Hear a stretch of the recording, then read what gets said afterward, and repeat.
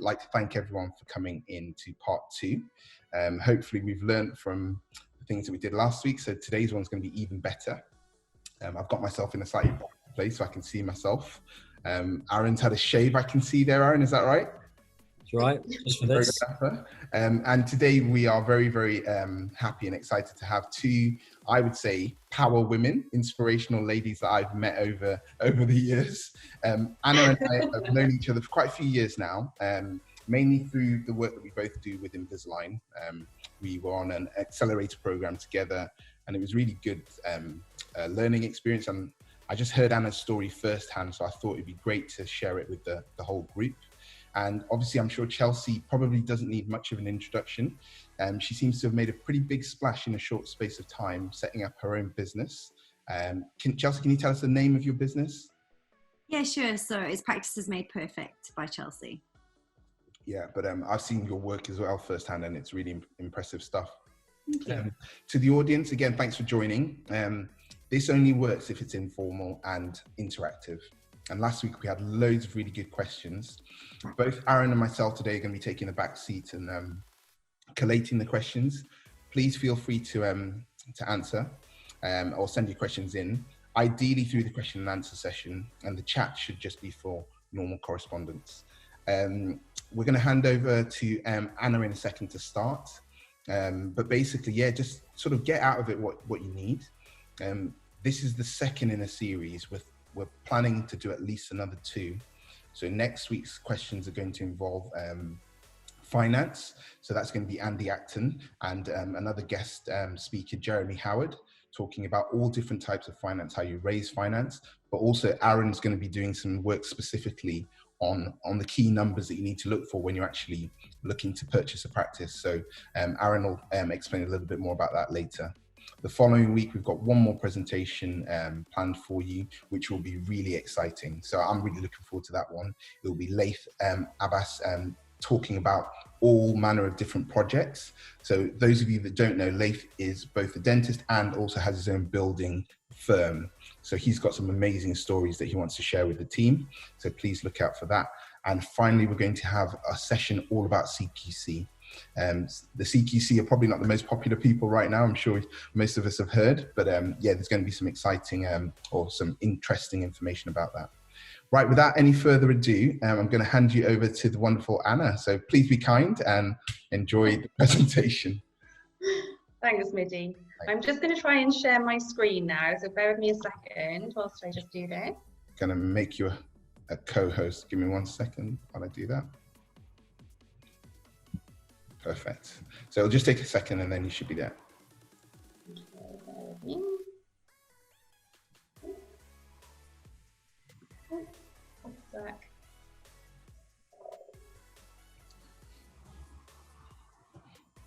Okay, can you guys see that okay? You got my screen? Yep, all good. I've muted everything, so you can start when you're ready. Okay, that's great. Thanks so much, Middy. So yeah, just hi guys. First of all, hope you're having a good week. I'm just going to go over a sort of brief overview of my journey from being an associate 4 years ago through to now being the owner of 2 startup dental practices with a partnership share in a 3rd practice as well. So I hope you find it interesting. Feel free to ask any questions as I go through. And definitely somebody shout if I'm having any technical problems or anything, but hopefully it'll all be quite straightforward. So first of all, before I go into any detail, I just wanted to sort of touch on something that Middy mentioned last week, which really resonated with me.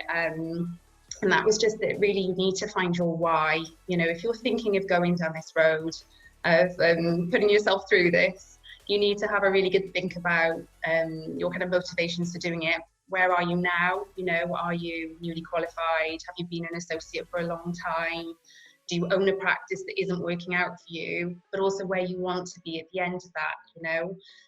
I think that, you know, if you start with the end in mind, you've got a much better chance of sort of ending it with, you know, achieving the goals or the ambitions that you've got. And I know start with the end in mind we use a lot in clinical dentistry, and it's definitely relevant to A lot of the stuff I do day to day, kind of ortho, restorative, all these different things, but actually I do think it's really applicable here. And it's such a personal thing, you know, you really need to kind of identify with it yourself and work through it as best you possibly can. You know, if you can say, these are my core values, these are the things that are most important to me, you know, this is the clinical dentistry I want to be offering, and this is the surroundings, or, you know, all of those things are going to really help you to reach those goals at the end. And even in more specific terms, if you can say, I want a surgery that has a specific layout, which again is something that Midi mentioned last week. If you know you want somewhere to rest your camera, or a certain kind of lighting because you want to take pictures in a certain area, or if you know that you've got a specific kind of equipment you want, the more specific you can be about every element of it, from the equipment through to the, you know, the interior design, through to all of it, the less chance you're going to have of kind of confusion or having to backtrack on things where maybe, you know, a contractor didn't understand what you meant, or you didn't really know yourself until too late. So definitely plan. And last but not least, definitely be ready for some good old-fashioned hard work as well. This quote I think is really appropriate to the whole kind of idea of starting a practice from nothing and building it from the ground up. Dreams don't work unless you do. And it definitely is a dream, you know, it has to be a dream, but some fairly serious hard work involved to get there as well. So I don't want to bore you with too much information about myself, but a little bit about me. I qualified from the University of Wales College of Medicine in 2003, stayed in the area, worked as an associate. I took an associate position in a really nice high-end private practice in 2008, and worked there right the way through until 2016, when I became the owner of a practice. I invested in my career, you know, I did some postgraduate courses, I did a postgraduate diploma in dental studies, and it kind of led me to my clinical interests now, which are facial aesthetics, which is something I've been really interested in for a couple of years, and aligner orthodontics, which I've been doing for a really long time, and I'm now an Invisalign Platinum Elite provider. So I spend most of my clinical time doing a combination of those two things, little bit of real dentistry in between as well, but mostly those things. And something I'm really fortunate with that works brilliantly from a business perspective is that my husband and business partner, he's got his own special interests which are complementary to mine. He does a fair bit of implant work and more complex restorative stuff. So what works really well for us is that the majority of the stuff that people want, that people come to general practice for, we're able to offer it between the two of us. And we're not kind of standing on each other's toes, both wanting to do the same cases. It works really well that we can kind of bounce those things between us. So that's a little bit about me. The practices, so there are 3 practices in the group altogether. I'm only going to talk about 2 of them. The third member of the group, Dunes, is the newest member. So it has been open since April 2019. I'm not involved in the running or management of that practice at all. So we own it with 2 other partners as well, and it's completely associate led. But it's worth mentioning that there is a third one in the group. But going back to the start of the journey in 2016, Gwenna was the beginning of all of it for myself and my husband. Gwenna is the Welsh language word for smile, in case you're wondering where the name came from, and that is something I'd have to credit my husband for. He's very proud of naming the practices. So 2016, Gwenna opened, and then November 2018, so 2 years later, Wellwood opened. That's where I'm actually sitting now. Wellwood is very much my baby. It's where I spend most of my clinical time. It's a smaller practice. Gwenna has 4 surgeries. Wellwood currently has 2. I'll go into a little bit more detail about each of them now, so bear with me. So this is Gwenna, a little bit of the branding, which I'm not going to go into in massive detail, but yeah, we did certainly explore this. Gwenna was done quite quickly. It was a 7-week build with 1 more week to sort of snag and get everything done. And I'll explain why, because I know that sounds a little bit crazy when I say it just as a standalone statement, but here it is. So this is Gwenna, 4 surgery practice. I work there a little bit. I just do 1 day a week there. My husband works there quite a lot. We've got 3 associates, a therapist, a hygienist. We've also got a DFT as well, so we're a training practice, which obviously brings me on to another kind of element of the situation with Gwenna, that it does actually have an NHS contract. At its conception, it was an NHS tender that we won. So that's something I'm very happy to give anybody who's interested, anybody who's in that kind of mindset or going through a similar process. By all means, give me a shout and ask me any questions. I'm not going to talk about it as such, because I know it is quite a unique thing, and most practices, you know, that are opened from startups don't have an NHS contract. Wellwood doesn't, so I'll talk a little bit more about that one. But as you can see, busy practice, quite a big team of support staff. The team are vital, and I'm going to talk a little bit more about the sort of team situation with having more than 1 practice later on as well, because I think it's such an important piece of the puzzle for us to be able to kind of function and manage the practice as well. So this is Wellwood. As I say, 2 surgery practice. This is a completely private practice. And I would almost say that having Gwenna kind of gave us the confidence and the experience, and also, I guess, a little bit of a financial dependability to be able to kind of take this step and go forward and open another practice within such a short space of time. So the why, like I said before, you do need to have a why. And, you know, my kind of personal answer to that, I think, if you picture the scene, 2016, both myself and my husband, sort of relatively high grossing associates working in private practice, while my husband was in mixed practice, but, you know, doing a lot of sort of high-end work. We both had quite a strong vision of what we wanted a practice to be, you know, of what we saw as a nice kind of clinical environment to work in and the kind of dentistry we wanted to be doing.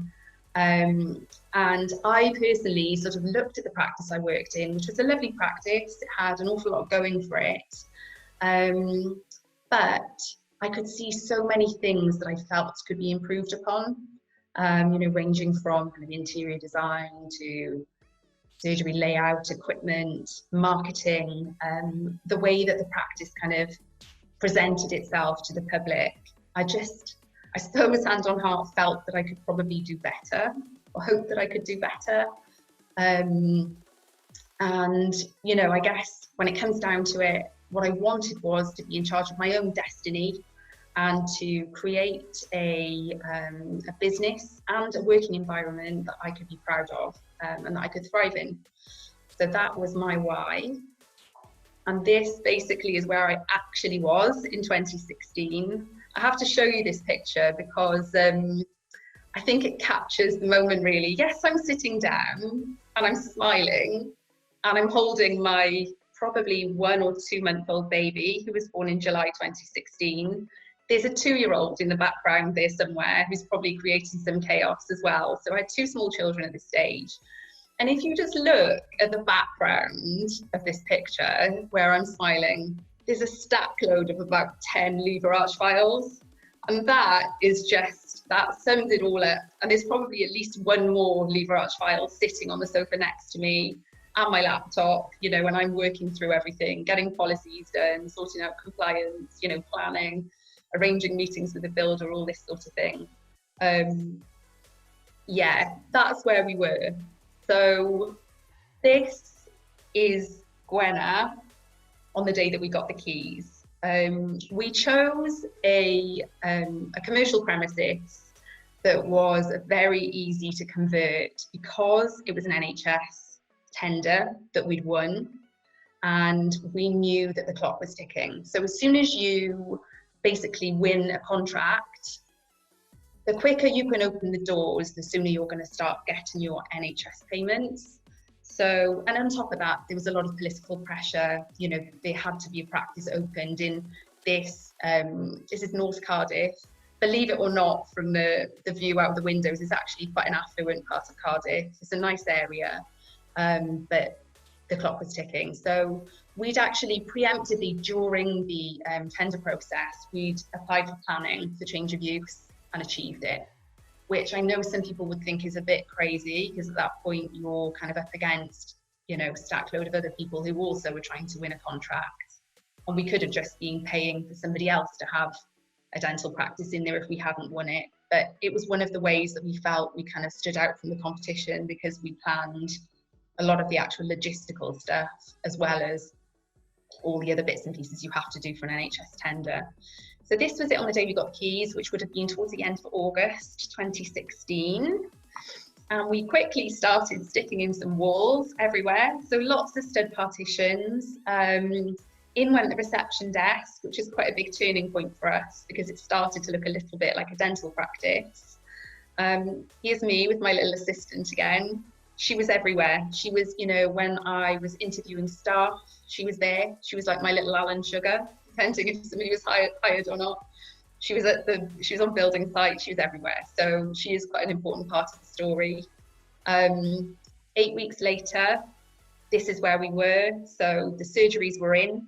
We put in 3 chairs. We had 4 surgeries, cabinetry and everything in all 4 of them. We'd left 1 surgery with no chair, which was a cost-saving exercise at the time. We knew what we needed, and we needed 3. Subsequently put the 4th one in about a year later. All the surgeries were very similar. Nice big surgeries, lots of glass, because we had this sort of glazed wall on one side of the building. So it was just to let as much natural light through into the sort of waiting area and everywhere else as well. And I think you can get a sort of idea of the scale of the place just from these pictures. Hopefully they are only snaps, I'm afraid. But anyway, so 1 year later, so we've been trading for a year. It wasn't quite the stack load of cash in the piggy bank that I've got on the slide there. It wasn't as easy as that, but it was certainly successful. Everything was kind of working as it should. We'd won another couple of smaller NHS contracts, but we were operating at somewhere close to a third private to 2/3 NHS at 12 months in, which was, you know, it's a big achievement for us, because we didn't really know what to expect. I will say that we didn't really do very much by way of marketing either. We just had a huge footfall because we had this NHS contract, and ended up with a lot of people opting to have private treatments. That was kind of how that first year went. So you might think, why on earth would you even think about going and rolling the dice all over again? Why would you not be happy with this? But I think I always knew that there probably was going to be another chapter in the book. And going back to my why, it was, you know, when I was a lovely practice to work in, there are a lot of really lovely things about it, but it wasn't where I pictured myself. It's a very busy practice, and there's this whole kind of juggling act. I'm sure most of you will be fully aware of the situation with mixed practice, where you're trying to almost offer everything to everyone. And I think personally, for me, that's quite difficult. We've got some really good associates in there, which helps, and they're happy with the kind of balance of, you know, maybe doing an NHS checkup and then doing some private crowns or whatever it might be. That works for them, but it wasn't exactly what I wanted.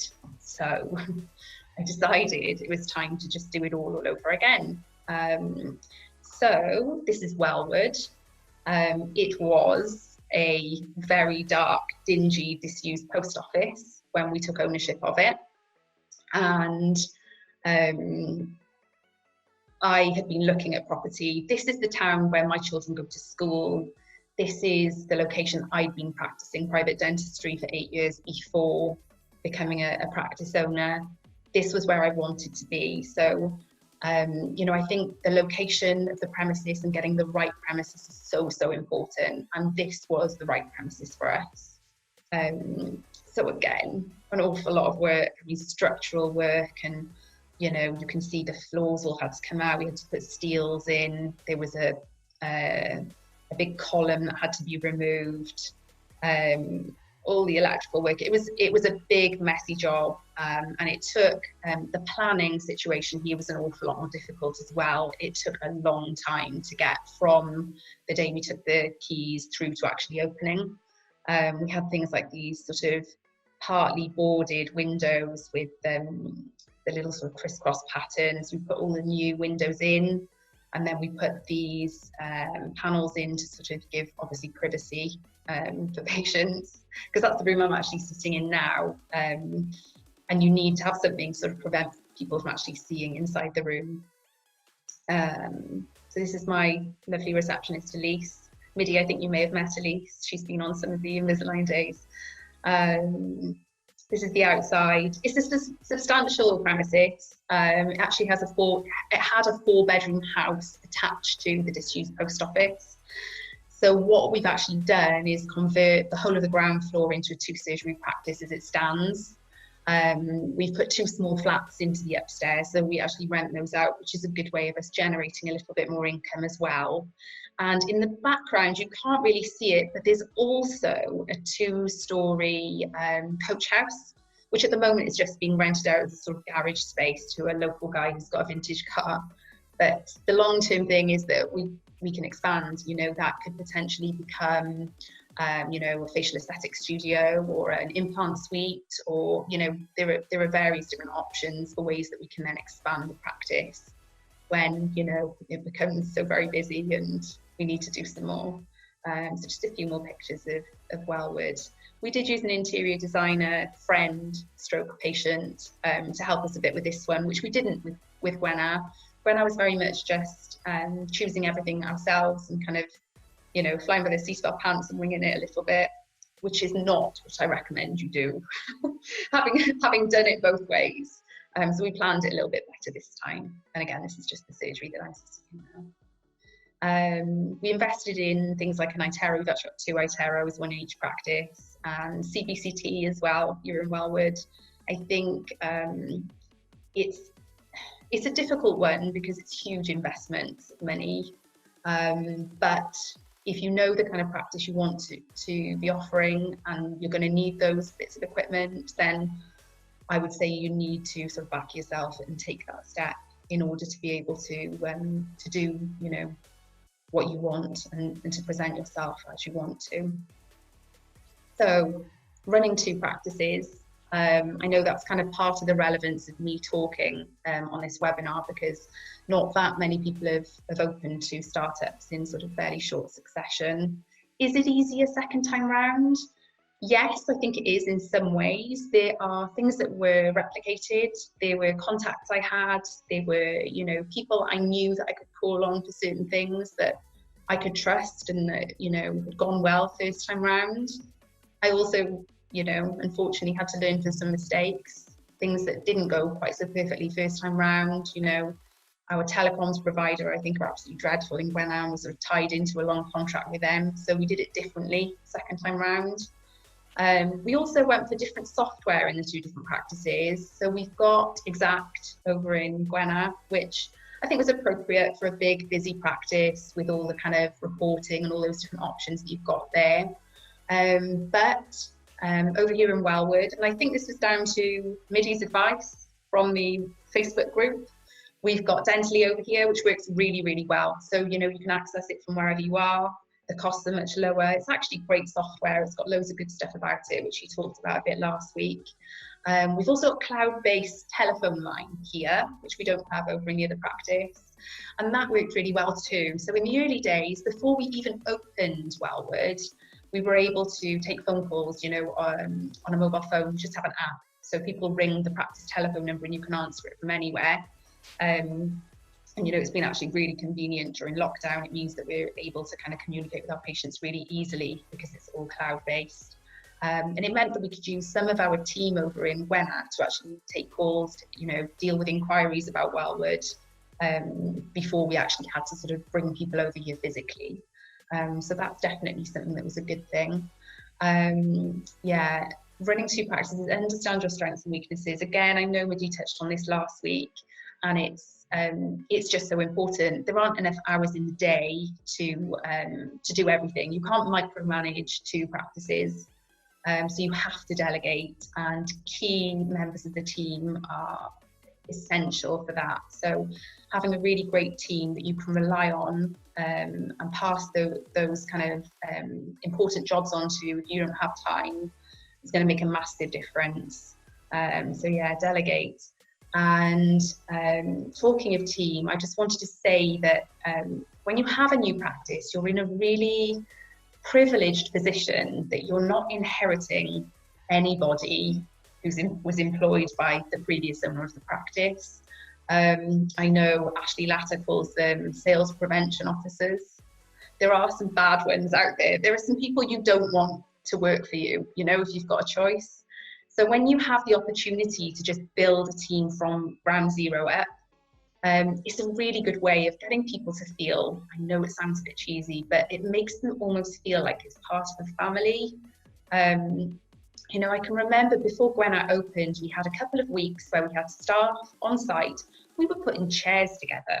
You know, we were taking phone calls, putting stuff into computers, but we were sat in the waiting room, like assembling chairs and, you know, just thinking through how we were going to deal with things the following week when the doors opened. And a lot of those girls still work for me now. And some of them started off, you know, I've got a dental nurse who started off as a 19-year-old trainee, and she's now, hand on heart, hands down, the best dental nurse I've ever worked with. And similarly, a practice manager who came to us as a qualified dental nurse who was doing her level 5 and then level 6 in dental business management. And she's gone from strength to strength. She didn't start off as a practice manager, but she has become that now. And we've molded her to what we want her to be, as well as her, you know, finding confidence and having a really nice opportunity to manage a new practice with people that she's known since day one. So definitely very, very important. The whole hire slowly, fire fast, all day, every day, very, very important. Yeah, the other thing with running 2 practices, just some good old fashioned hard work. Yeah, I've talked about team already. Everybody should feel like they're part of that story. You need to invest in them. You need to make them feel like they're as important as they actually are. And just leading from the front, one quick thing. When I was on maternity leave when Gwenat opened, the day that Gwenat opened, I wasn't doing any clinical dentistry. But I was there. I was on reception, answering the phone, taking payments, booking appointments, making sure that I was helping in some way, and also just keeping an eye on how everything was being done. And I actually think that was really, really important. It was something that I was able to do because I wasn't doing clinical dentistry, but it actually gave me the opportunity to kind of, you know, check what was going on in a more hands-on way, because as dentists, as you all know, we're kind of stuck in our little rooms and not really seeing the bigger picture sometimes. So key factors, start with the end in mind, plan, plan, plan. Find the perfect premises, find somewhere that's going to be everything you need it to be. Space to expand ideally, but definitely the right location for you, and somewhere that you can make into the, you know, like I said, the business and clinical environment that you can be proud of and thrive in. Branding, name, logo, all really important stuff and very personal. Marketing, massively, massively important thing, which Chelsea is obviously going to talk about in some detail next. And I'll just go over a couple of things about that in the next slide. And then just execution. So do your absolute best to get it right. Be prepared for there to be some tricky sort of moments where things don't go quite your way, but just keep trying and doing your absolute best. And marketing, so how that's helped Wellwood, it's been absolutely essential to the growth of the practice. The practice has done really, really well in the 18 months that it's been opened. As I mentioned, you know, I'm a Platinum Elite Invisalign provider, so I'm doing a lot of Invisalign treatment here. We're doing a lot of implants. My husband's doing a lot of implant work, a lot of really nice, high-end, high-ticket, but really good quality dentistry that we're proud of. and marketing has been essential to it. So before we opened, kind of brand visibility, so just making sure we had good signage outside, advertising in a local newspaper, leaflet drops, all of those kind of things. The website, absolutely essential. And with both practices, having an option, you know, even 2 or 3 months before you open, have a little website there, even if it's just a basic one.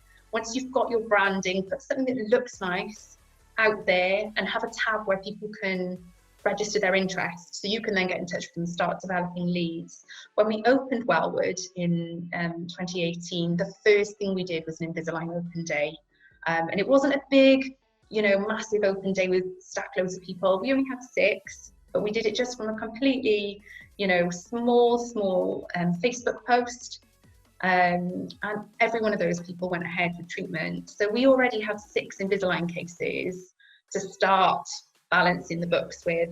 And again, similarly to Midi, we did like an offer on whitening, call to action on a leaflet drop, you know, £100 off whitening, something like that, just so we knew we had people to see. You know, week 1 can be pretty disheartening, I think, if you haven't got anybody through the door. So just making sure that you're triggering people coming in, and those things, you know, are vital through a website, but definitely social media more so than anything else.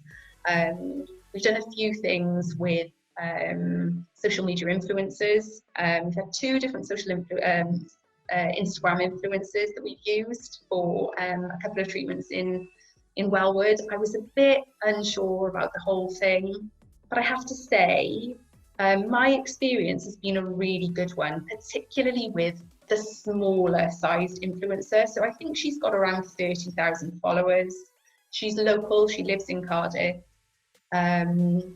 She's a YouTuber. I'm not an expert on this stuff, but she just wanted to have some whitening, a little bit of bonding. So she came in, she had that done, and hand on heart, pretty much every week through to lockdown, we've had somebody come in because of her, and this was more than a year ago. I've had probably upwards of 10 Invisalign cases come in through her, loads of whitening cases, loads of bonding. So that was a great experience. I'm sure Chelsea will go into a little bit more detail about that stuff. We did also use an influencer with a sort of much bigger following. I think she's got about 250,000 followers, also lives in Cardiff. She had an Invisalign, and I haven't really seen much of a return at all on that. I've had a couple of people who've come in, but more because they're personal friends of hers, or, you know, somebody that she's recommended by word of mouth rather than actually her Instagram followers. So something that I'm sure Chelsea will give you a lot more information on, and I'd like to understand it better, so I'm looking forward to listening. And yeah, last but not least, word of mouth. So word of mouth referrals most definitely bring in a lot of people who are going to trust you before you even start. So make sure that you're delivering the best kind of patient experience and journey that you possibly can, because it goes a really long way. So yeah, 4 years ago, I was an associate. This is where I am now. Would I do it again?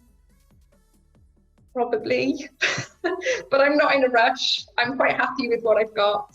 Dream big, work hard. Don't forget, dreams don't work unless you do. And it's definitely worth it, 100% worth it. Oh, that's amazing. Thank you so much, Anna. I'm just going to jump in. Aaron and I were talking about it. I think we're going to go straight onto Chelsea's bit, and then we're going to have all the questions together at the end. But, you know, I just want to stop and say that was an incredible presentation. The amount of detail you went into there, it was really, really nice to see your journey. So I'll just hand over to Chelsea now, and then we'll summarize together. I've seen quite a few questions already coming in, guys, so please keep coming with the questions. I'm sure you've got specific questions for Chelsea as well. So yeah, Chelsea, when you're ready, over to you.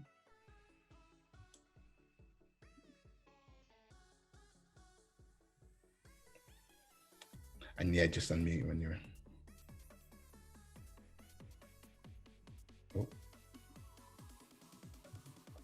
Still... yeah, all good. Can you see my screen? Yes, not yet. Can anyone see it? It's coming, I think. Not just yet. Mm-hmm. Oh, do you know what? I think, Anna, you might need to stop sharing your screen as well. You all done? Sure, I'll come in a second. Let me just make sure I'll make you the host. Let's see if that helps. I loved Anna's dream big, work hard. That was great. Yeah. And the practices look beautiful. Perfect. I think you're there now, Chelsea. Is it? Yeah. Perfect. Hi everyone, my name's Chelsea, and today I'm going to be talking through how to get more patients through the door using social media, in particular for squat practices, but it can be applied for normal practices as well. Just a quick introduction. Why is this not moving on? Just a quick introduction of who I am. So I've been in the dental industry now for just over 10 years, working in various different roles, from orthodontic nurse, implant coordinator. Then I went and worked with Straumann, the dental implant company, for about 5 years in various different roles, from territory manager, key account manager, and then lastly, looking after the South team. And I set up my own business over a year ago now, mainly helping dental practices with their social media, and also doing some training as well. And I run courses, reception training courses and implant nurse training courses as well. So there's lots of different forms of marketing to go into. So we've not got all day. We could spend hours and hours talking about it. But in particular today, I'm going to be talking about social media and organic social media, because I know, especially when you're setting up a squat practice, everything starts racking up in costs and things can be really costly. So there's a lot you can actually do with organic social media before you even start thinking about paid. So I'm going to be going through that today in particular, talking about the importance of it and how best to use it so that you can market your practice and get your brand out there. I would say your organic social media, so your main channels are your Instagram and your Facebook. You're looking to create a foundation so that when you do decide to start doing paid advertising or even some advertising PPC through Google, you have somewhere where if patients want to check that you are real and you're trustworthy, you've got a good brand and a good social media foundation for them to then go on and look into you a bit further. So why do you need a well thought out social media strategy? Firstly, you want to use it to retain any existing patients. So this is obviously mainly geared towards practices that already have patients themselves.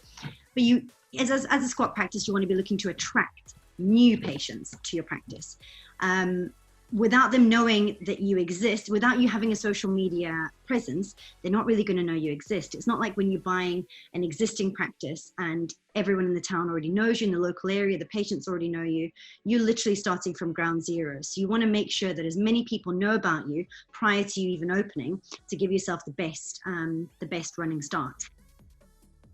It builds trust and authority. So like I was saying before, people nowadays, they Google everything from restaurants to hotels to dentists. So they want to know if they're going to trust their kids with your practice or their teeth with your practice. Can they trust you, and have you got authority in your area? So are you doing the types of cases that they want?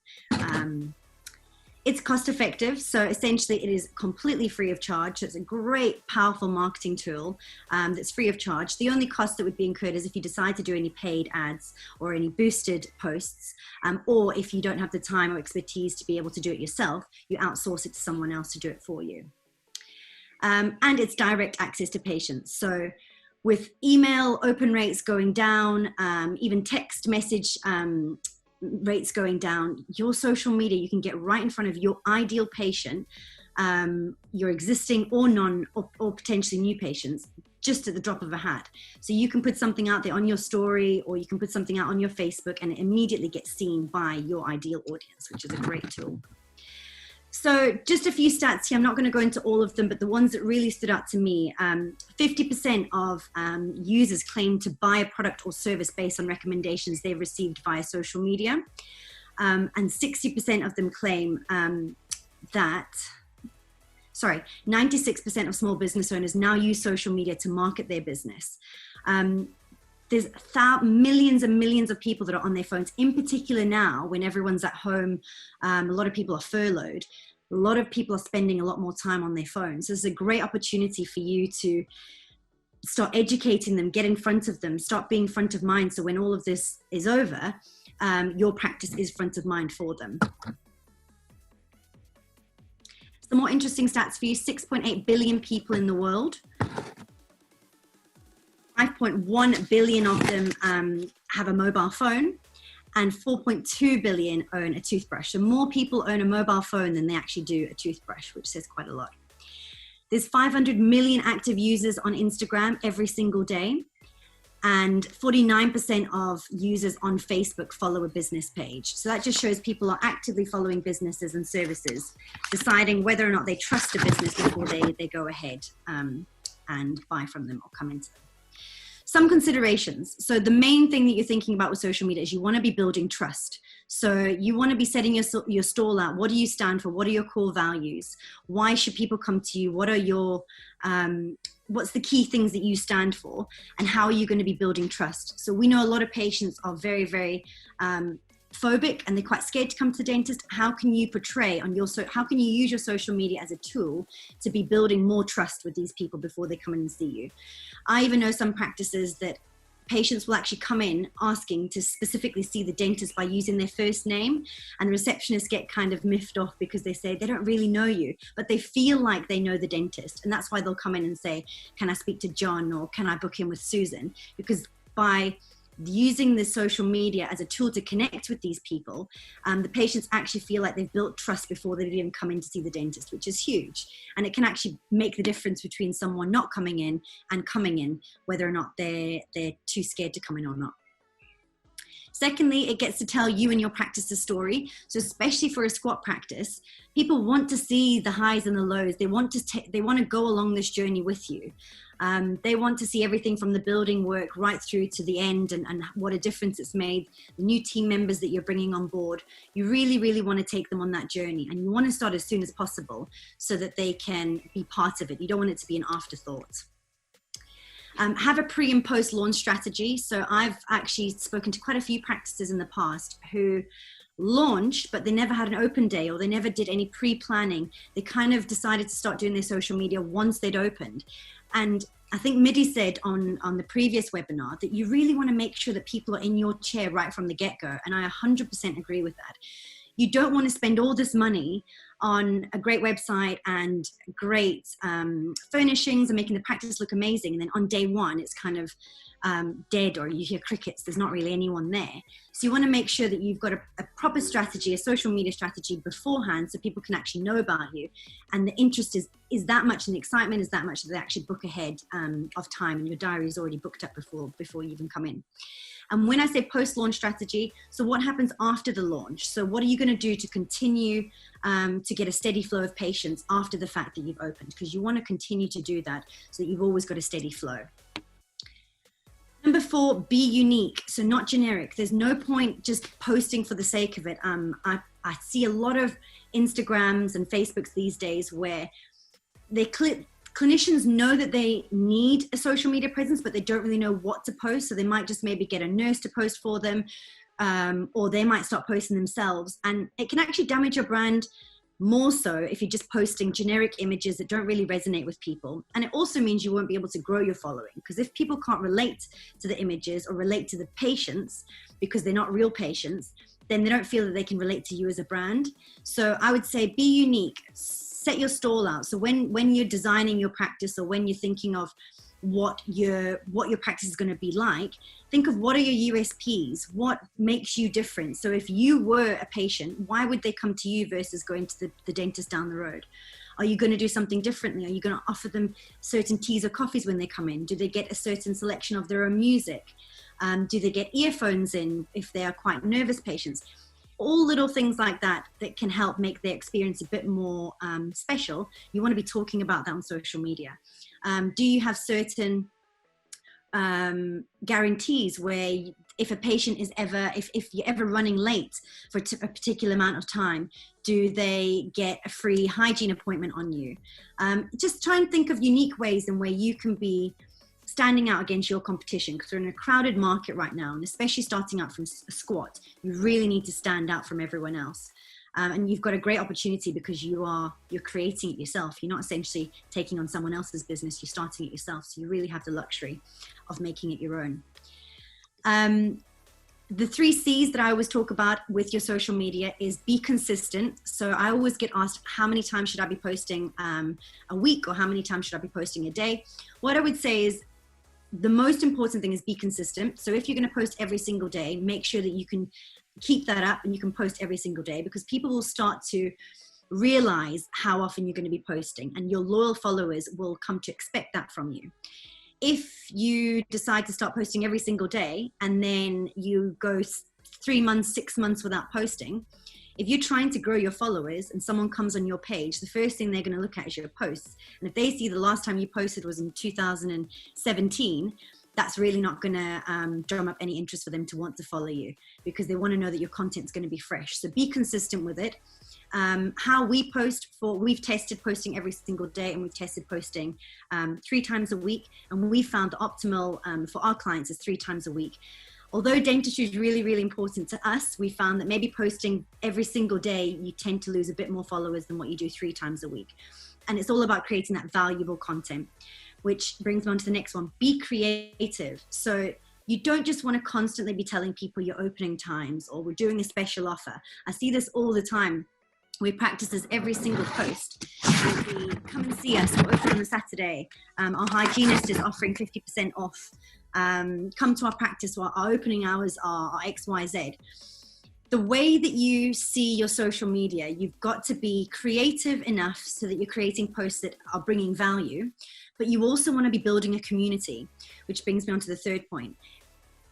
If you're looking at social media, I would say you need to see it as a conversation. So if you're out in the street with someone, you wouldn't run up to them and say, you need to start buying from me. You need to come to my practice. We're open these hours. We're doing 50% off. You might get some, but that's kind of the wrong type of patient unless you're looking for patients who are looking for bargains. But you're building a community. So you want to be engaging with people. You want to be asking them questions. You want to be finding out what types of content do they want to see. So it's not just your agenda of trying to get new patients through the door. You could be providing valuable, useful tips for them. Or you could be talking about things that are happening in the local community. So be creative, stand out, be consistent with what you're posting about, and also try and grow a community, because that's when you're going to get loyal followers that actually follow you for you. And then the sixth point will be the 3 A's, which is affinity, authority, and awareness. And I'm going to dig into a bit deeper in a second with that. So there we go, affinity, authority, and awareness. Now, the steps to a successful pre-launch strategy prior to opening is you want to build a backstory. So that's the 3 C's that I spoke about. People want to know, like what Anna was talking about. It used to be an old post office. Her squat practice used to be an old post office practice. People want to know the heritage of where was your starting block? What did it used to look like? And start documenting it right from the beginning so people can see the transformation in your business, and be creative with it as well. Secondly, you want to announce it to the world. So I know people are quite shy and they feel awkward getting on camera, but I just say practice makes perfect. Practice in front of your family, practice in front of your friends. Get your confidence up speaking in front of camera. If you want, you can even have something behind the screen to prompt you with certain things, but I think it's sometimes better off just speaking straight from the heart, because then it doesn't look so staged. But make an announcement. So go live on Facebook, go live on Instagram, tell everyone what you're doing. If you don't have a large following on your Instagram or Facebook, maybe do it from your professional work one, so your clinician one. Or try and drum up a few followers and then go live, because the algorithm will automatically push you to an even wider audience. But go live, tell everyone that this is your baby, you're passionate about dentistry, why you've decided to create a squat in this area. And just show your caring side, show exactly why you're doing it. Maybe there was a lacking of a certain aspect of what you provide in the local area, and that is why you're providing it. You wanted to provide a safe haven for really phobic patients, or whatever it is, a specialized practice, whatever your reasons are for starting this squat practice, let people know right from the get-go. That way people will then start to recognize your face, they'll recognize your journey, and they'll start to follow you as well. You can also put tiny amounts of spend behind these types of posts, which pushes that up to an even wider audience. And I'm talking a couple of pounds a day will push it out to quite a lot of people. So spend doesn't have to be massive. Be discoverable. So people want to be able to look for you. So if you've got a website, have it linked with your Facebook and your Instagram so people can go across. They say it takes 7 different touch points for someone to be able to trust you. So make sure that you're discoverable. Make sure as well that you're starting ahead of the time. So you're not planning a launch a week out. You're really starting ideally at least 6 months before you open your practice. Right from when you have the idea, right from when you get the keys and you start building work, let people know what's coming so that they can start to get excited for the opening. Incentivize. So if you've got a practice that's opening and you want to have the books full before you open, like what Midi said, he did a whitening offer where I think it was like £150 just to get people through the door. I've seen people do free checkups before, which obviously they'll need treatment off the back of that, so that's just getting them through the door. Practices that have done free kids, so the kids come in free with an adult, or you could do free checkup with a hygiene appointment, or vice versa. So you could even start like a VIP list, or a very important patient list, where for the first 50 patients that sign up to become your patients will get a lifetime discount of 10%, or they'll get free hygiene for a year. You want to create some urgency, and you want to create some excitement. So why would someone leave their dental practice, or why would someone, if they don't have a dentist, come and see you? So you can limit it and say it's only for the first 50 patients or the first 100 patients that sign up. We will be doing whitening at £150 or a free checkup. So whatever you decide to do, just have some incentive to help get people through the door.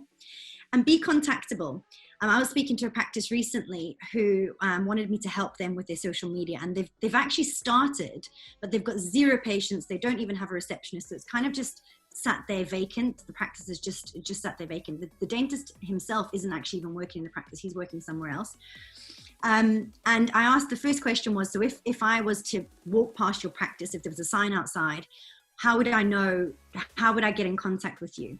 So he said the number that they would call would go through to his business partner's phone, which he wasn't dental related either. So not only is someone answering the phone that's not answering as if they are from the practice, but it's also someone that can't really answer those questions. So I would say have a plan to make sure that you are as easy to contact as possible. So if you are starting out and there's no physical human being in the practice to answer calls, you can easily outsource them. Upwork's quite a good one that you can have a look at. There's lots of different other companies where people will answer the phones for you. If you have an online booking tool, even better, because they can book straight in. I know Exact have one, and a few of the other systems do too. But if not, then if it's just literally starting out and you're drumming up interest and attention, then just get the person to answer the phone. They answer it as if they're from your practice, which sets you worlds apart from someone who's just answering saying hello. If you answer the practice saying the practice's name, and just take their details and say, can we get back to you with, our diary is not open yet, but you are one of the first people to call, so you do qualify for our incentive. We will call you back as soon as we have an opening date, or we will provisionally book you in on this date, and nearer the time we'll let you know if that date is still applicable. So make sure that you really are making it easy for people to contact you. Having a social media presence is vital. So Facebook and Instagram, definitely. Even having a LinkedIn profile as well, which is more geared towards the business side and more professionals. The more platforms you can be on, the better, because there's different demographics and different types of patients will be on each different platform. But what I would say is start off by getting one right. So if you've got a Facebook or an Instagram, both of Instagram's owned by Facebook, so you can essentially post across both by just clicking one button. Start off with that, create a really good, strong presence, and then make sure that people can be able to contact you as well, so either through Facebook or Instagram. Make sure that your Instagram and your Facebook are business accounts, because that way people can email directly, they can click on the link to go through to your website, and it also means that they can contact you a lot quicker. It also means when you're doing insights, if you want to see what types of patients are following you, what age demographics, are they male, female, whereabouts are they based? Because you want to make sure that you're hitting people in the local area, not further afield. Business profile really, really helps you with those insights. So key post launch factors. So once you...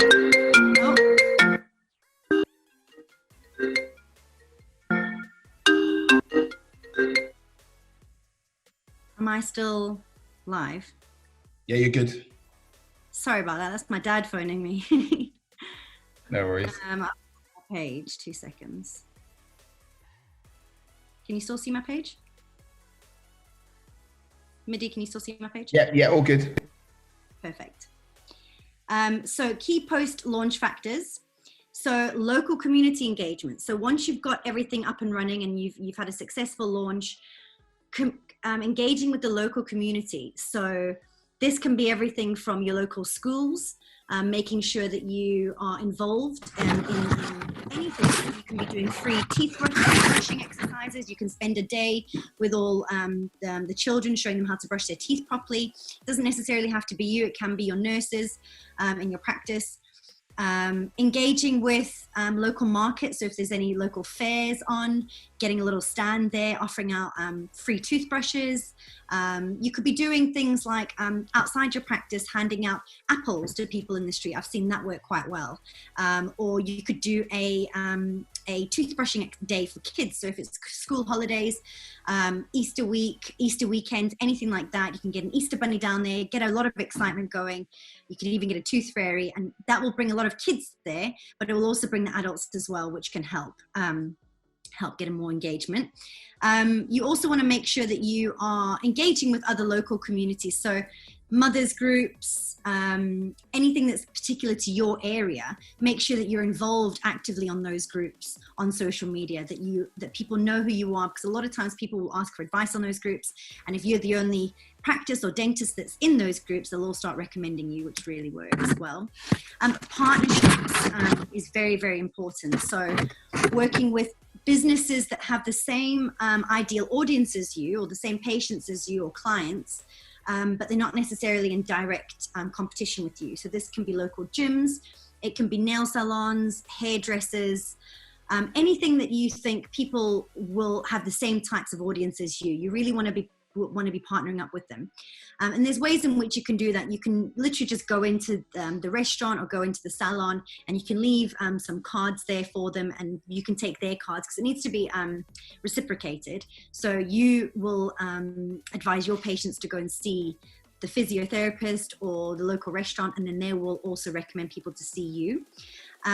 There's ways in which you can also do things quite uniquely. So you could get toothpicks in the local restaurant branded with your practice, so that every time someone's finished a meal, they get a pack of toothpicks with your branding. It's really quite cost effective to do, and it's quite quick to get it out there.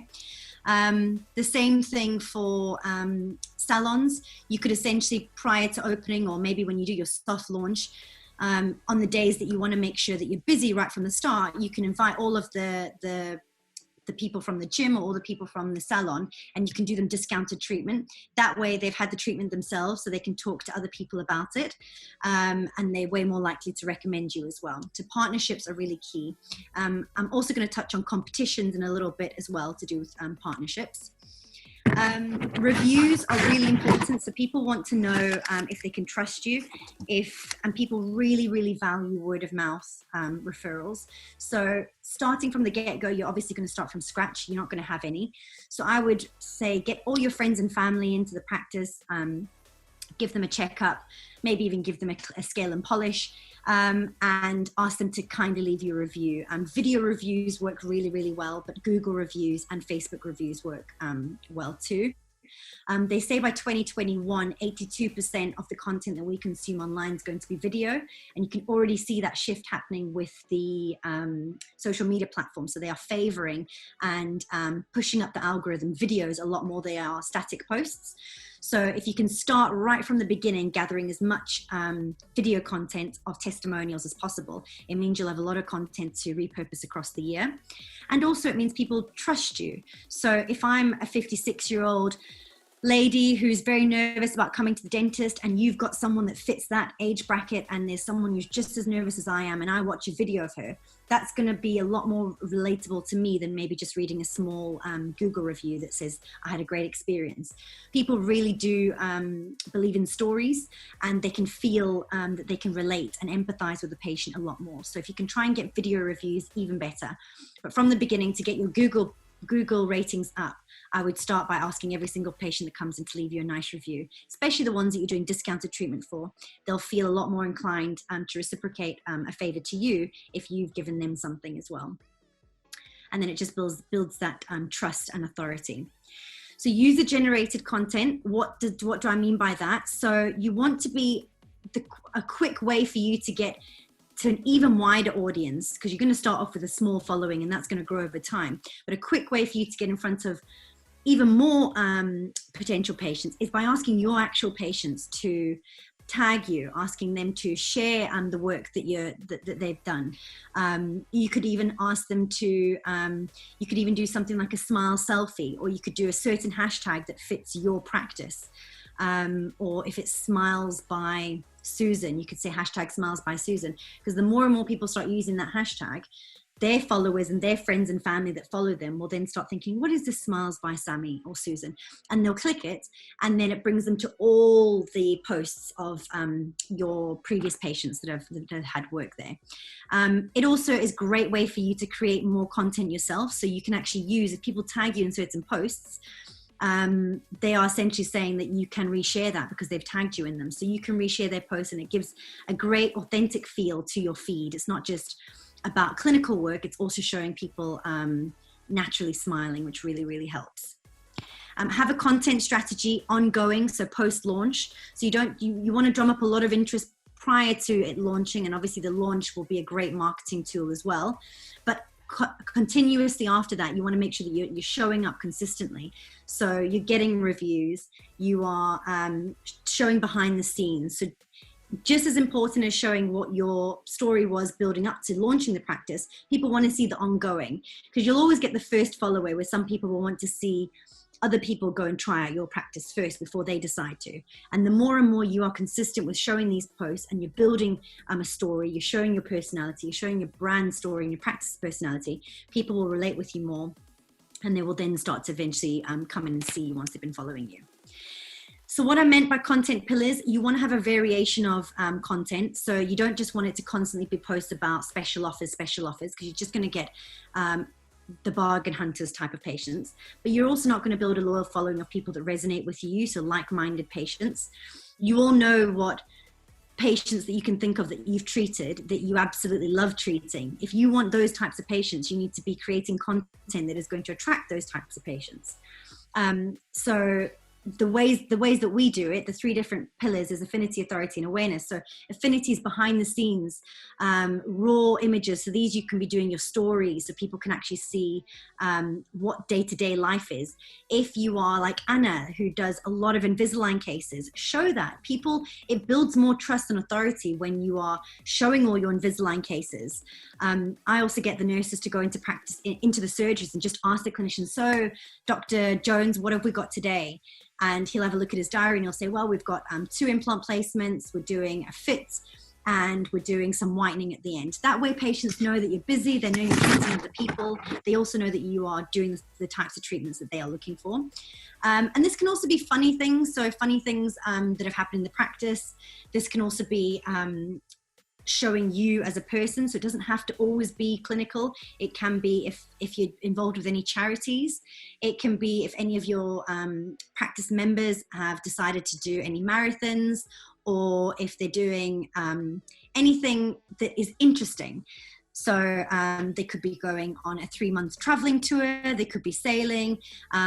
Really, people want to see like who are the real you. If you've got any nurses who are going off on maternity leave, if you've had any clinicians passing any post-grad exams, anything like that, people really want to see it because they do start to feel like they're part of the community and part of your family. So you want to document that and showcase that. Awards and things like that fall into authority. And quotes. So if you've got any quotes that you're thinking of, if you've got any, if there's anything that resonates with you, like I think Anna shared quite a few of her quotes, dream big, but you've got to work for it as well. Things like that, people can resonate, and they also do share it as well. Authority, these will be like industry updates, valuable hints and tips. So in particular now, what I've been saying to a lot of our clients is, you don't necessarily want to be marketing yourself, especially now that patients can't really see you, but you do want to be giving really great value. So show patients how to brush their teeth properly, show them how to use TP brushes properly.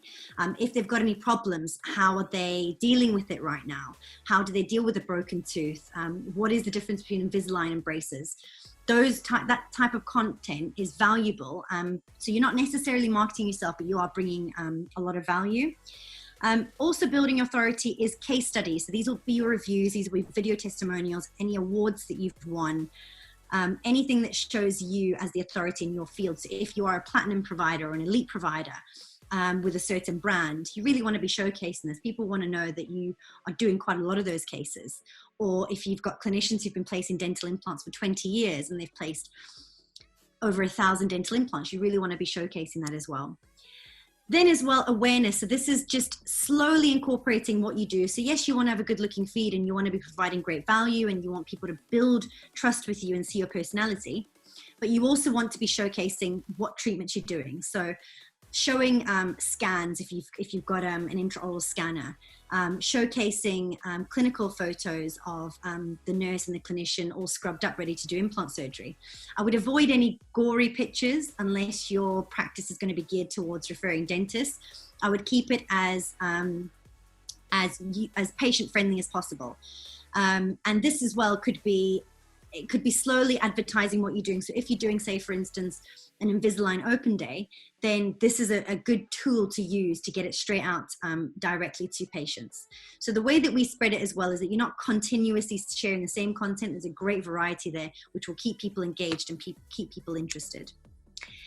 Now, how not to do it? I've just shown some examples here. When you set up your first Instagram page for your practice, if you haven't already, it will link it. If you are linking it to your personal Facebook page, it will send a notification to all your friends that will tend to maybe be dentists or dental practices, and they'll all start following you, which it's fine, but you really want to make sure your content is going out in front of patients and not necessarily dental practices and clinicians. So you've really got to put thought behind trying to gain local followers that might potentially buy from you, not necessarily local clinicians or practices. You want to make the post relevant. So you don't want to be randomly showing pictures of food. I think this post, got one like. It's not really resonating with people, and that can actually make people unfollow. If you all of a sudden throw a curveball out, then you don't have a strategy on what content you're consistently posting about. If you post something like that, people can unfollow because it's not something that they're following you for. They're not following a dental practice page to see pictures of chickens. They're probably following you because they want to see a smile transformation that is something that they really want for themselves or for a family member or friend.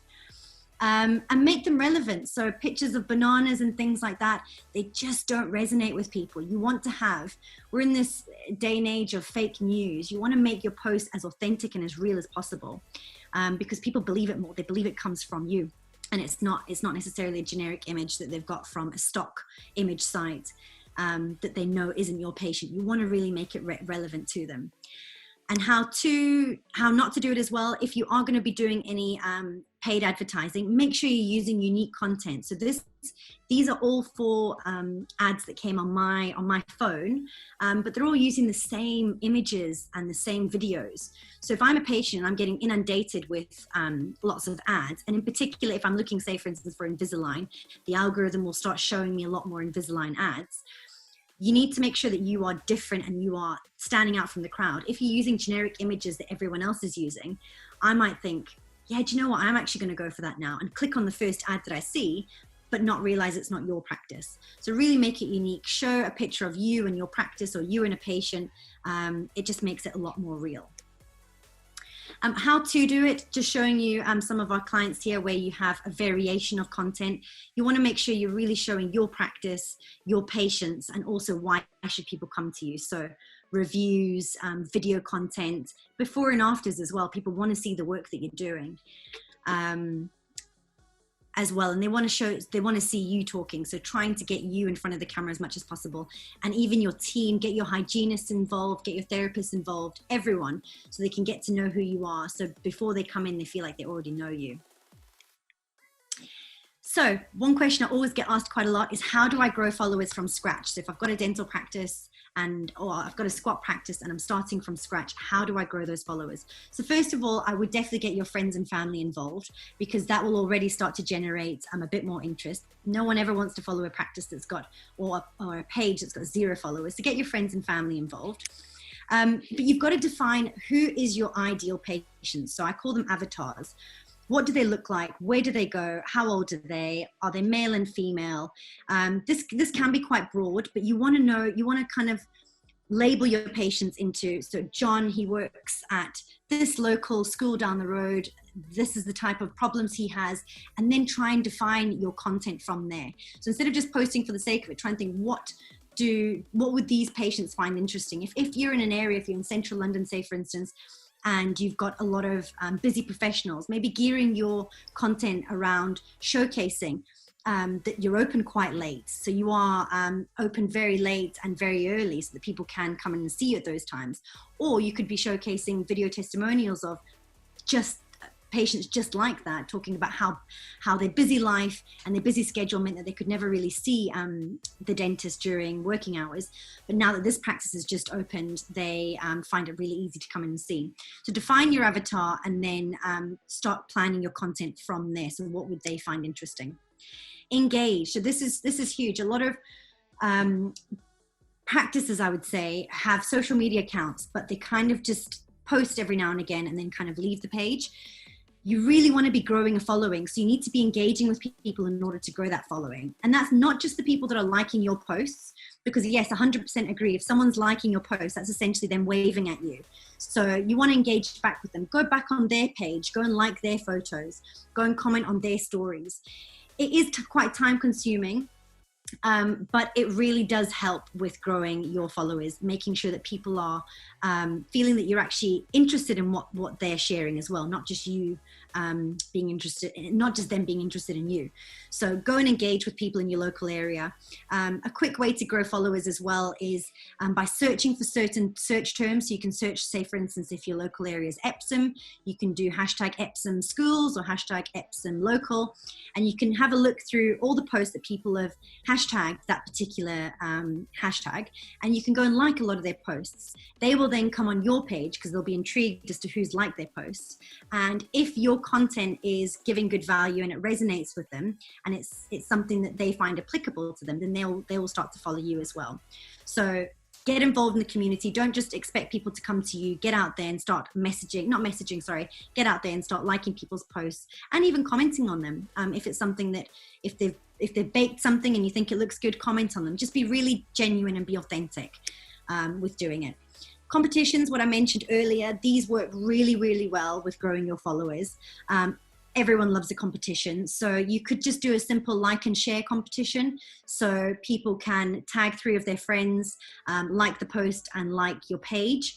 And that way it gets in front of 3 or 5 more people. They then go and comment on it as well. They then like your page, and it just grows and grows and grows. Make sure the offer is something really sought after as well. So don't just say, it's £10 off your next treatment, because no one's really going to go for that. If you had a big offer, which was, say, for instance, free dental hygiene for a year, that's essentially only 4 appointments, or 2 to 4 appointments. Just have it in your terms and conditions. But that way people are like, wow, I'm going to get free hygiene treatment for a year, or free whitening for a year. And that could just be home whitening. You're going to grow your followers quite a lot. Working with local partners as well. So like I mentioned earlier, with restaurants, gyms, salons, you can do local offers with them. In particular, if they've got a bigger following than you, and they probably will if you're a squat. So if they've got quite a large following in the local area, say for instance, you've got a really big hairdressing salon, they will have people that are local because they come there quite often. You could do a competition where they, say for instance, get free whitening and then they get a free cut and color with that salon as well. So not only is it going to your audience, but you're even hitting a wider audience by them sharing it, the salon sharing it, to all their audience. So it works really, really well for helping to grow the followers that way, to local people that are actually going to come into your practice. Influencers, Anna spoke about, touched on it earlier. So like it or loathe it, we are in a world now where people are influenced by social media, and they're influenced by these so-called influencers. I think when it's done in the right way, it can work really, really well. But I've seen it work quite bad and quite well. And I think you've got to be really careful. And I'm glad Anna touched on having a large following versus not, because I've seen the exact same thing happen where people are lured in by large following, and you'll even get influencers now, and some of the accounts that I follow will regularly get direct messages from influencers saying, hey there, and we'd love to do a collaboration with you. Would you do free treatment? So they're actively out there. They know they can get free work. What I would say is do your research with your influencers. Ask to see their insights, their statistics, because I've seen a practice get a Love Island patient in. This was over in Essex, and the patient had a very large following, I think over 1 million. But the people that followed that patient, the patient came in for treatment and they got hardly anything from it. I think they got a few extra likes, but no real patients coming through the door.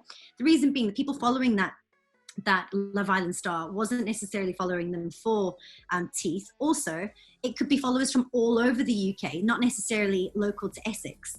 So you've got to make sure that they've got a loyal following. A great way to find out that is have a look at their posts and see how much engagement they're getting.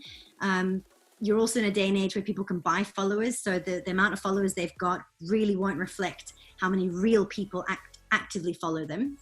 I've also seen a practice get a local influencer. I think they were like a physiotherapist, and they had, I think, 15,000 followers. And they consistently, every time that patient comes in for treatment, they consistently get a steady flow of new inquiries and patients coming in for treatment, because the followers that follow that physiotherapist are a lot more loyal, and they believe in the brand and they believe in what that physiotherapist is saying, versus someone who's just following a Love Island person for beauty tips or clothes tips.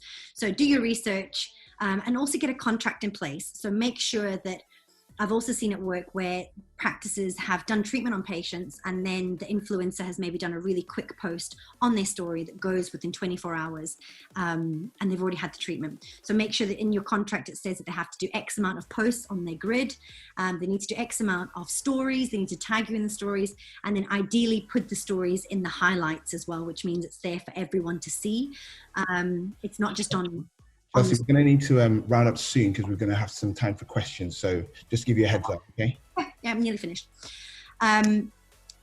Partnerships I've already gone into with the competitions. Ask patients to share your work. So tell them your story, say that you're starting out. Just say, well, I'd love it if you could share this to more people so that we can start getting more like-minded patients like you. And do the tag, follow, and share. So get people to really generate that interest on their social media. And that's it. And if anyone has any questions or anything post this, please feel free to reach out for me on social media as well.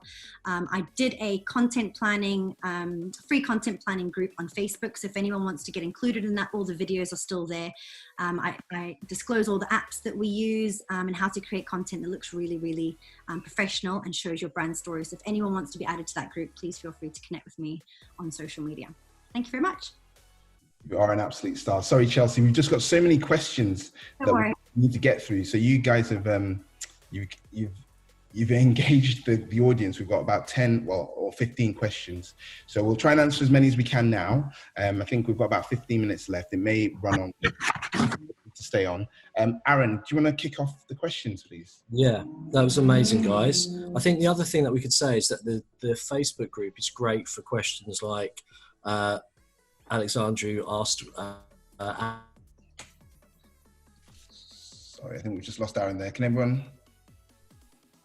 Yeah, lost Aaron. Aaron, you've just cut out there. I'll continue the questions and then go from there. So yeah, there's lots of questions basically. It's a mix of questions. Anna, I'll start with you if you don't mind. Yeah, sure. The question is, could you explain your patient acquisition journey, how and when you introduced new members of the team? So that's like 2 different questions, I think. Okay, so patient acquisition, so as in growing the number of patients that practice. Yeah.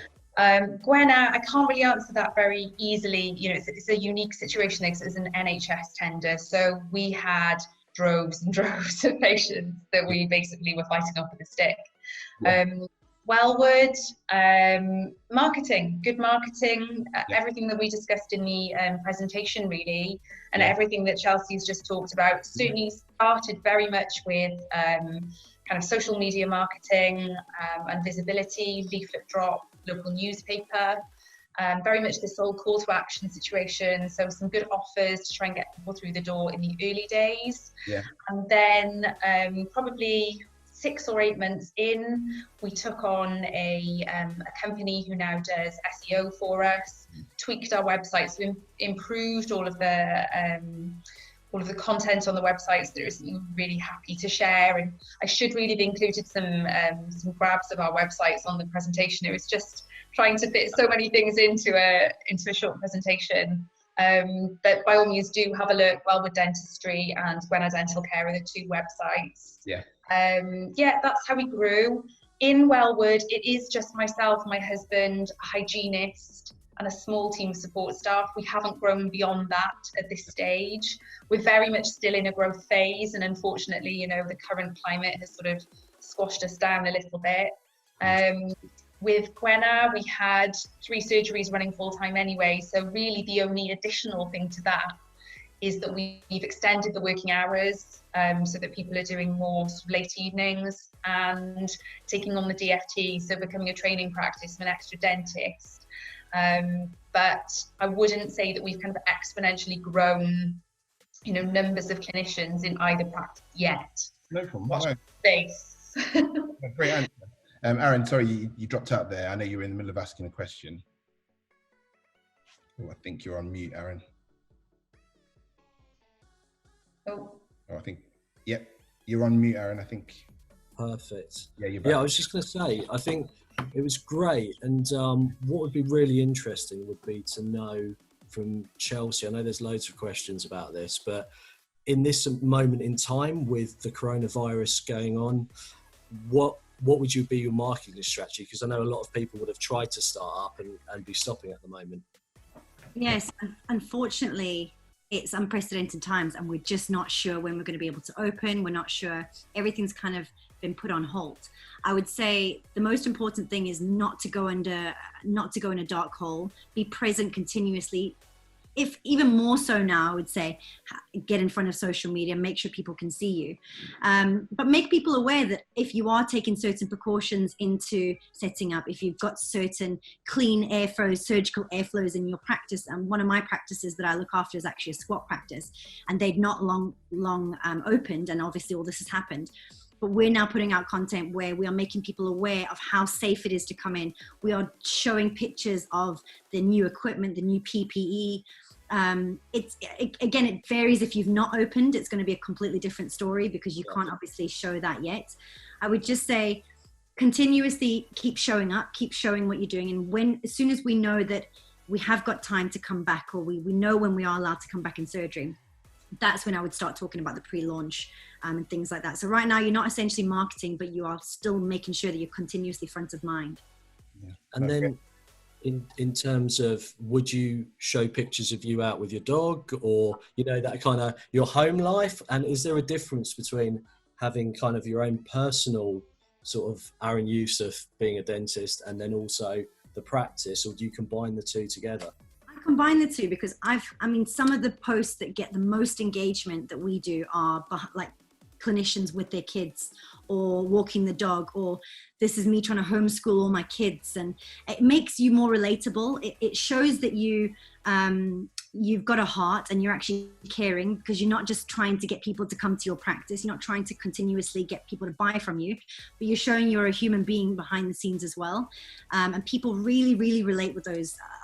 Some of our best posts have been posts which have nothing to do with dentistry, and they're all to do with behind the scenes, the nurses with their families or the clinicians with their families. So definitely a variation of both. And is there a ratio? Should we do like 3-1 or 10-1? I would just say it depends. It depends what type of practice you are.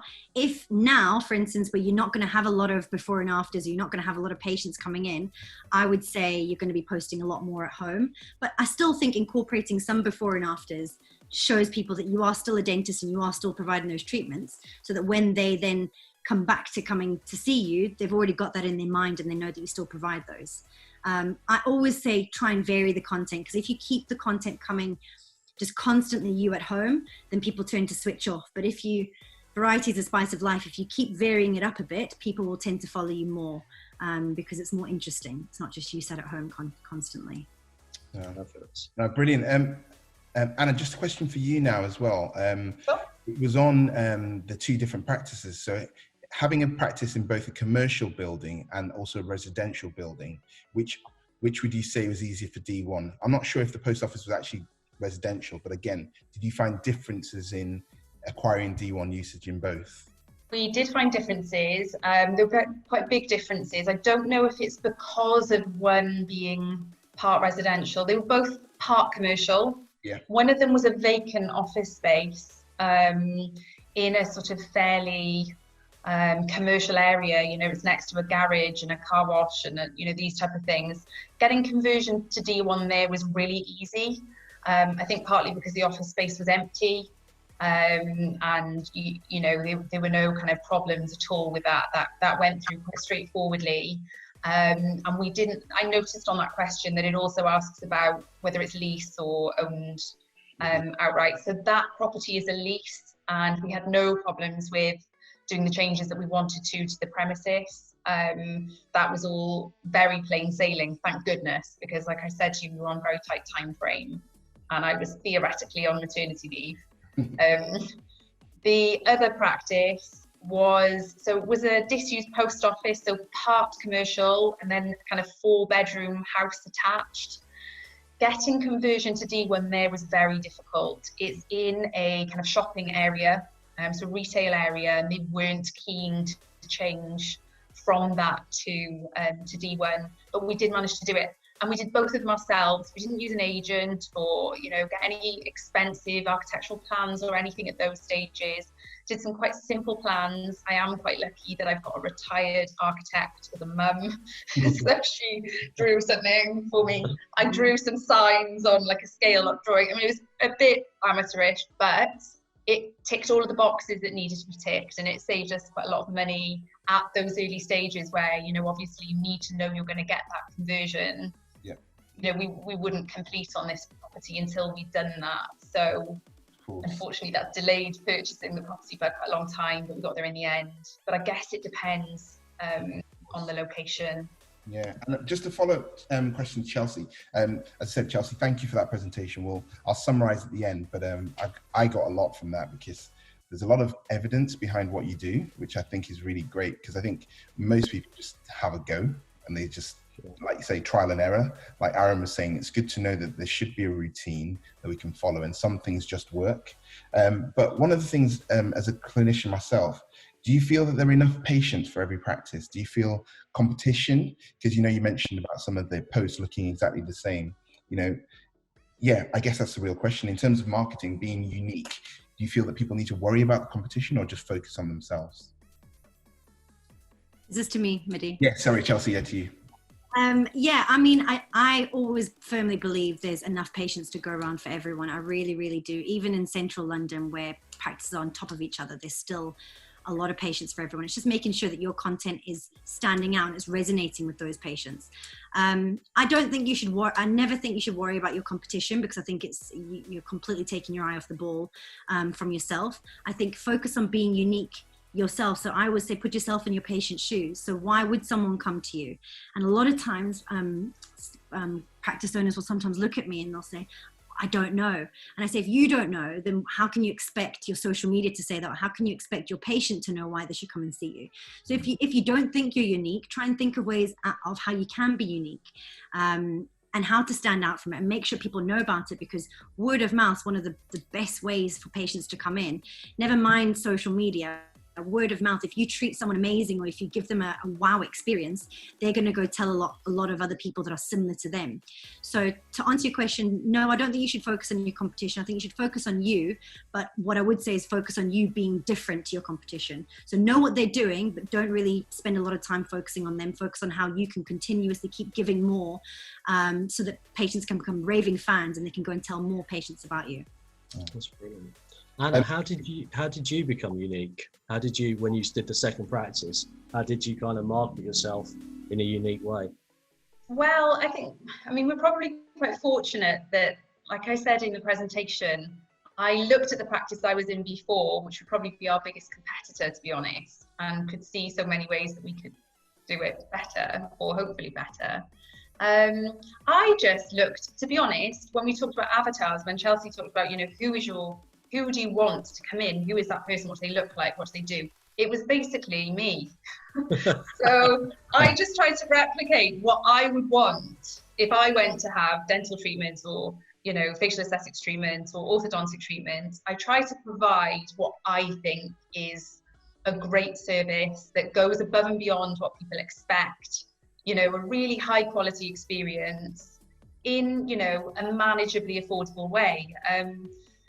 I can't think of a specific business, but I think lots of people sort of look at, you know, like maybe look at a shop that kind of emulates what they're trying to reproduce. You know, John Lewis, does that kind of replicate the kind of market you're going for, or whatever it might be? And I guess that's probably what I did. So I thought of what I wanted and tried to give that to other people, and it seems to have worked. In fact, it's worked because you can see that all the way through, can't you? Because the first practice it wasn't you for working there. So you chose your area because people like you would live there. Yeah. You wanted to do the dentistry the way you wanted to do it, and those people would appreciate you, and you marketed in that way as well. Yeah. So it's about being very unique to you, and luckily there's enough people in that area that are like you, right? Yeah. So that's it. Because it's hard to be something you're not, isn't it? Sure, definitely. And that's how I was as an associate. You know, it just didn't work. It wasn't quite me. And even in Gwenna, it just still wasn't quite me. This is 100% me. I genuinely arrive in work, not at the moment, sadly, but on a given morning, I walk through the door and I'm excited about the day ahead. The way this practice smells, I've got like reed diffusers and things. I arrive now and I'm like, oh, it's like being home, honestly. Very sad, but true. No, I think it's wonderful. Amazing. And that resonates with your story last week, Midday, as well. Both of your practices are very, very much you. And Chelsea, would you agree that if you're trying to market, being, as you say, being yourself, but finding yourself is the way to do it? Because when I've got a couple of practices, and when I try to think about putting social media posts out for multiple practices that aren't me, because I'm not the main dentist there, they've got main partners, that it's very difficult for me to come out with, I'm trying to grab a photo with somebody or trying to make them do something that's not them. Whereas when they do their own Instagrams, it's much better because they can express who they are as a person. Yeah, 100%. I would say try and find a way where you can do it as comfortably as possible, but still being authentic, because people can tell when it's just not, it doesn't come naturally. So don't try and force yourself in a situation. I'd say be brave, because I think some people immediately go, oh, I don't like the sound of my voice, I'm not speaking. I think be brave, get yourself out there, but also do it in a way that's going to be comfortable for you. And if that's not taking a selfie, because I know some people are really comfortable taking selfies, whereas others aren't, then if it's more comfortable with a nurse videoing you talking to a patient, or a patient taking a selfie, find your way that's going to be manageable each day, but it's more you, and it's not clunky and awkward, because people can totally tell when a video is really awkward. No, I couldn't agree more. Guys, in terms of time, we're coming towards the end, but I've sent a message out, and I think there are people that would still like to get some more answers from you. So if you don't mind, we'll hang on for a little bit longer. A lot of the questions are on planning, and actually we've got Laith Abbas in a couple of weeks, so I think those questions we'll answer then. But Chelsea, just another couple of questions for you. I'll roll them into one. Question is, are boosted Facebook posts worth it? And then the second question, which maybe both you and Anna can answer, is how do you find a local social media influencer? Yeah, so I'll start off with the Facebook boosted post. Yes, so when you say boosted, a lot of people don't understand how Facebook works and the audience insights and the ads themselves. A boosted post just means you put out a post or a video and you just put some money behind it. Now, I think they really, really do work in getting it out there to the broader audience. I think ads work better because you can be even more refined with who your audience is, and you can be even more specific, right down to the granular level, to what their professions are, etc. But I think if you're putting a little bit of spend behind, you just want to get it to more people in your local area, and you kind of want to just get it across to everyone. Maybe it might be brand awareness. Yes, I think they work really well. A lot more people are going to see it than if you just organically posted it. So yes, I think they work really well, but I think Facebook ads are even more effective. And then second, do you want to start with that one? Yeah, carry on, and then we'll move on to Anna. Chelsea? So local influencers, I would do some research. So how I look for them is do hashtag research. So it depends what type of influencer you want. It could be a local person that's followed, that's maybe, say for instance, a local celeb. They might be honest from a TV show, so I would search certain hashtags for that. If you want bloggers, you can hashtag beauty blogger or hashtag London blogger, depending on where your area is. Try and be more specific to your area. And then just have a look through all the posts. You can actually arrange the posts from the most popular. So if you go into the search bar, say for instance on Instagram, and you type in a hashtag, it will first of all bring you up all the top posts. That means the posts that have had the most engagement. Those tend to be the ones that have the biggest following. So go and have a look through there, find someone that you think is similar to you or similar to your brand, you think would work well, and reach out to them. Some of them have agents, depending on how big they are, so you might have to reach out to their agents. But I would say just go have a scan through Instagram, use certain hashtags that are specific to you in your local area, or go and have a look on hairdressing pages, gyms, etc., because a lot of them, if they're quite established, will already have used influencers, and you can tag team on that, and you can essentially go through them and say, how did you speak to that influencer? So yeah, those would be my 2 tips. Oh, great tips. Yeah. Anna, what would you say? Well, my own experience would be, I mean, obviously Cardiff is a bit different to London because it's a much smaller place. So I was actually aware of one of the influencers we used myself anyway. She's a kind of friend of a friend who I knew was doing a lot of this kind of home workout, blogging and this type of thing, with loads of followers. The other one actually approached us, and I know that can set off warning bells, and a lot of people like, just don't touch it with a barge pole. But I did do some research once she'd sent a message through. I looked at her, I looked at the kind of posts she was doing, and I thought, it was very early stages. We had clinical time that was available. I thought, might as well roll the dice, do some free whitening for her. And like I say, it's been an absolute gem. It's been, a really good thing for us. So I appreciate there are pitfalls, and it can go badly wrong if you have the wrong influencer, but she has been great for us, and really she kind of fell in my lap, to be honest. Amazing. Aaron, have you had any experience with them? Not massively, no. I mean, I think that a good tip that was told to me ages ago was that basically anybody walking into your practice could have a following on Instagram. Yeah. And if you look at their Insta profile, I don't know if we're as far as in our medical history or registration form we would put what is your Instagram handle, but as you said, the 10,000, 30,000 follower, they are the people in the area. If in London's a big place, right? So me in Wimbledon, for example, if someone lives in Twickenham, they might not actually bring all their friends. They might not just be bothered to come down to Wimbledon, right? Whereas if somebody in Wimbledon is a local influencer, then maybe I'd get more joy with them and their friends and their following closer to me. No point getting someone in Dubai, right? It's not going to make a difference. And also, just to follow on from Anna's point, I would always start with something that's not very costly. So like whitening or hygiene or a checkup or something like that. If you start going in with Invisalign or bigger treatment plans, you might find you're just not going to get the return. So first trial it with something lower. No, that's very true. Very interesting. Yeah. I've had similar experience. I mean, the person that's probably referred me the most, not a huge number of following, but very, very quickly I got people coming back from her. And like you say, it's a much more personal thing. I guess some of these bigger influencers, it's less personal. And as a result of that, the word of mouth or the referral is less powerful, I would say. I'm just reading through the questions. As I said, I think most of them have been to do with the planning. There's a few on sort of recruitment of staff. And so we'll probably round up because I don't want to lose the audience too much. But in terms of, staff, Anna, and your team, how did you actually hire the staff? And have you had any bad members of staff that you've had to terminate the contract? Right, so hiring staff, we've advertised on Indeed, on kind of local press, word of mouth as well. If you've got a team of dental nurses and you're looking for a dental nurse, they all know at least 10 other dental nurses. So that's all been quite straightforward. We've been very lucky on the whole, really, really great team. I do think of myself as very fortunate in that way. like I say, I've always led from the front, so I think that helps. But we've had one absolute disaster member of the team that we took on, and I saw that one of the questions was about, how do you get rid of somebody if they're not fitting in? What we always do, I use a BDA kind of standard template, but I change the probation period to be at least 3 months, sometimes 6 months. Yeah. Because I have, I've yet to see somebody who doesn't show their true colours within 6 months of working for you.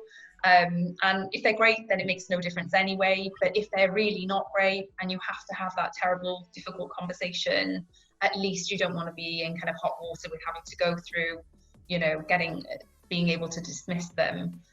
So the probation period, I think, is a key thing with that. The one member of staff, to be honest, I think I knew within 2 weeks that she wasn't fitting in. I'm quite close to my team, and I had people coming to me left, right and centre saying, not happy about this, I've had this conversation, she's done this, she's done that. And it's a difficult thing because you've just taken somebody on, you've kind of invested in them, you've thought, great, this person's going to fit in, but I just had to take her to one side and say, difficult conversation, I'm really sorry, but this and this has happened, and unfortunately we're going to have to let you go because you're not fitting into the team here. Unfortunately, it was somebody that had only been with us for a short time, so I've never had to go through difficult kind of disciplinaries and this type of thing, and hopefully won't have to, but definitely that probationary period is a key thing to help you with that. Yeah, no, thank you. Aaron, can you add anything to that? Have you had any?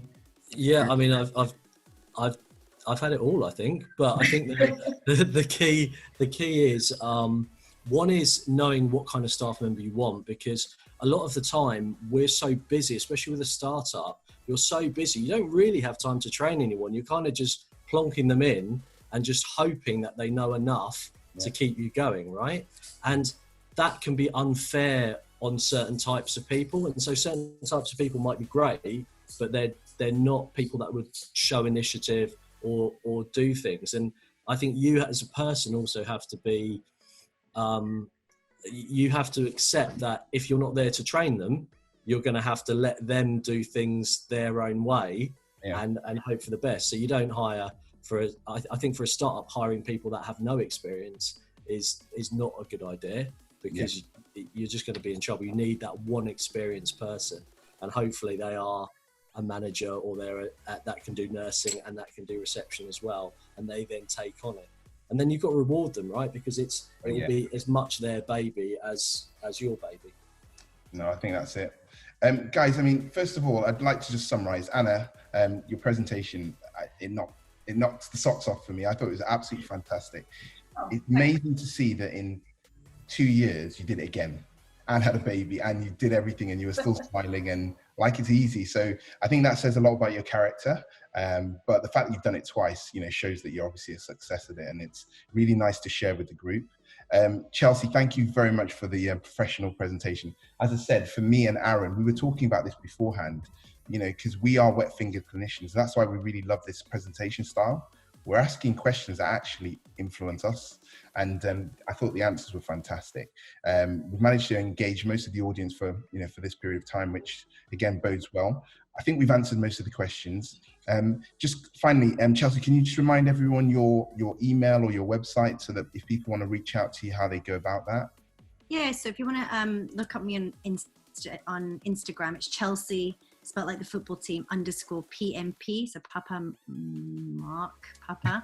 I always get the M wrong. My email address is chelsea@practicesmadeperfect.co.uk. Amazing. And to my wingman, Aaron, thank you once again for putting up with me and my bad jokes.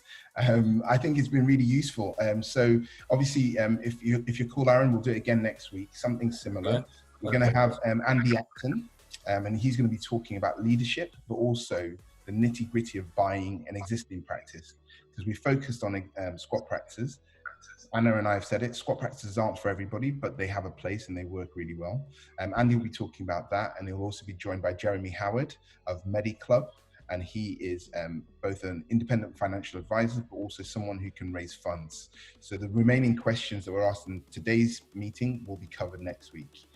This webinar will be available. We'll get it on the group as soon as possible. And yeah, that's it. So I think, Aaron, if I leave it to you to just say the final thanks, and then we'll say goodbye. Perfect. Thank you, guys. Thank you for connecting so well in your journey. Is amazing. And I love, as Midi said, how you've done it. You've loved it so much, you've done it again. And then, which gives all of us massive inspiration. And Chelsea, I think you breaking it down and telling us how to focus gives us a framework to work from, because it is hard to do, really hard, and consistently to do. And thank you for breaking it down into a framework that we can then use and plan from.